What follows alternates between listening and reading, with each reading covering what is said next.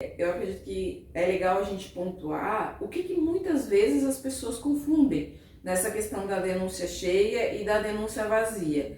Por quê?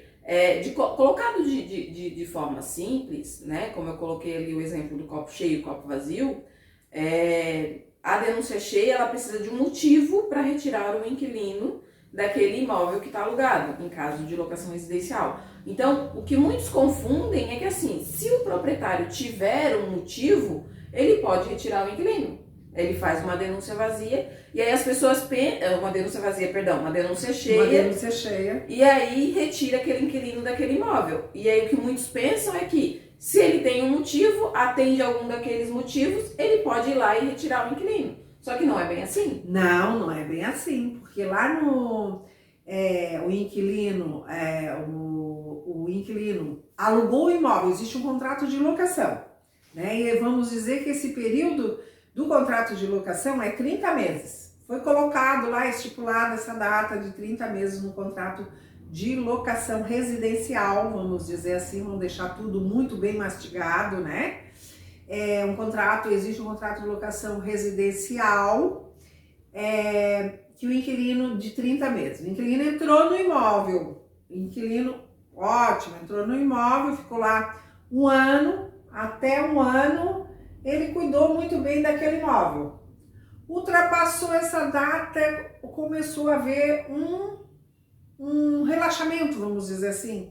Ele não cuidou mais, ele deixou matos crescer. Foi o que aconteceu aqui, e que foi o que aconteceu. Esse nosso inquilino, ele alugou uma casa, né? Aqui na nossa região nós ainda temos, claro que existem muitos edifícios, mas também existe muita casa. E nós aqui, além de casas de alvenaria, tá? Existe também casas mistas e boas, em bairros bons, bairros maravilhosos para se morar, né? Então esse inquilino alugou essa casa é uma teteia, né? Muito bem bonitinha, toda murada, com portão eletrônico, tudo certinho, bem segura. E só que ele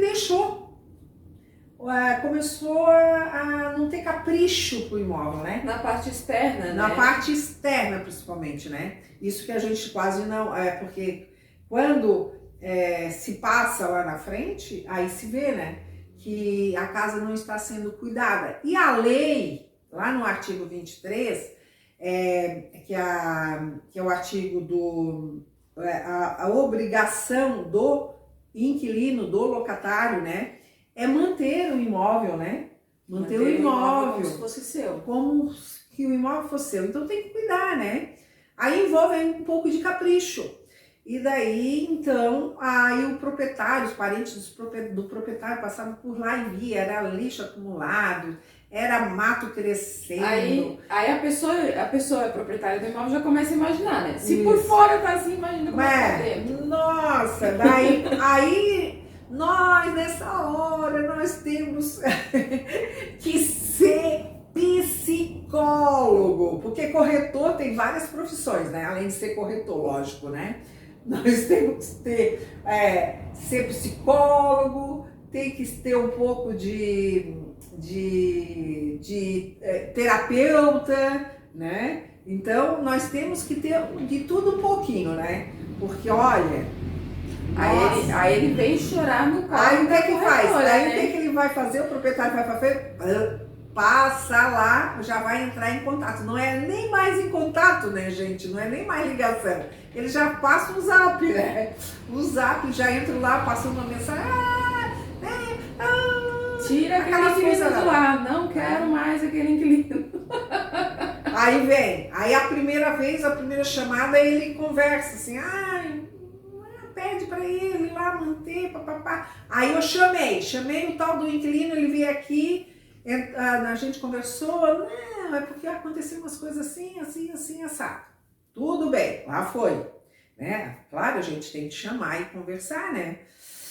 Então, tudo bem. Aí, a segunda chamada foi por contato mesmo, assim, não foi, ele não veio pessoalmente. Aí, a terceira, o proprietário, de novo. Lúcia, eu quero pedir a casa de volta. Mandou lá. Ele solicitou por e-mail, né? E e também passou um WhatsApp para mim.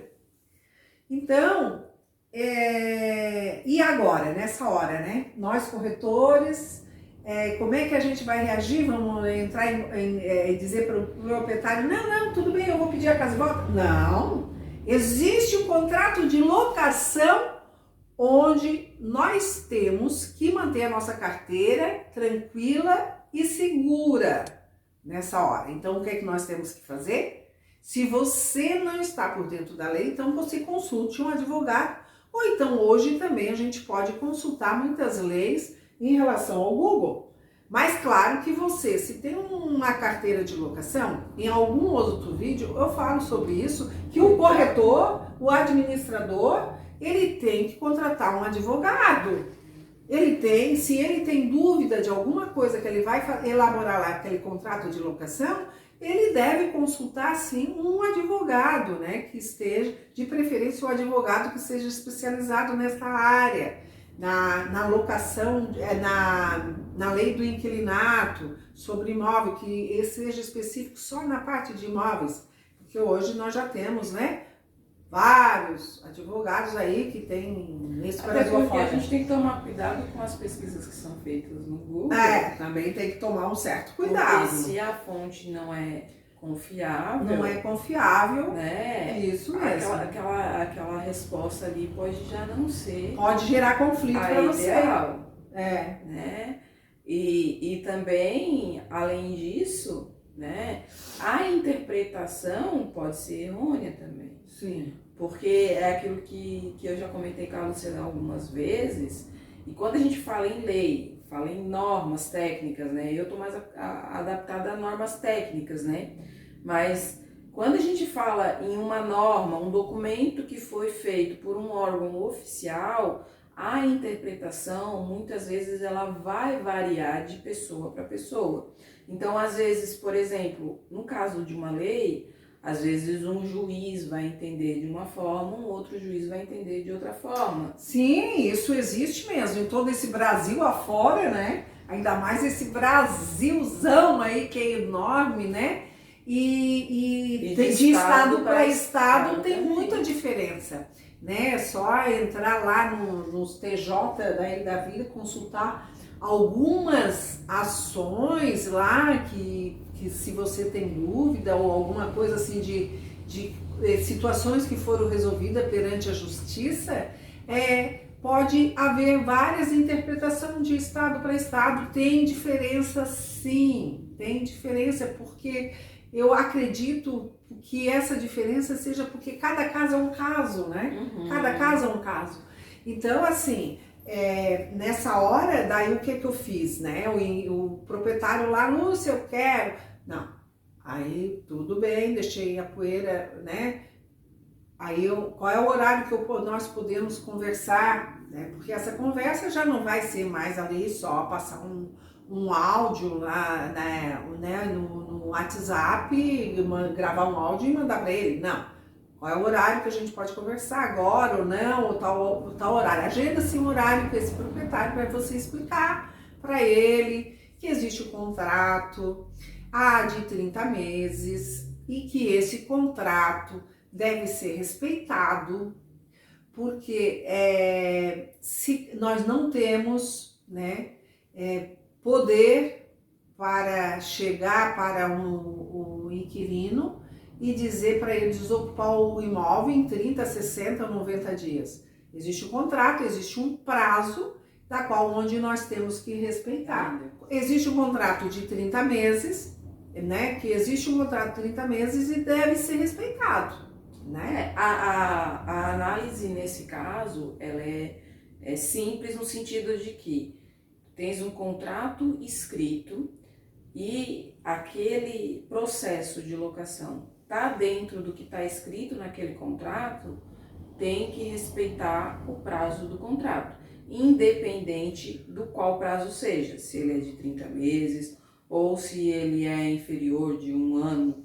Está dentro do que está escrito no papel, tem que respeitar o que está escrito no papel. No papel.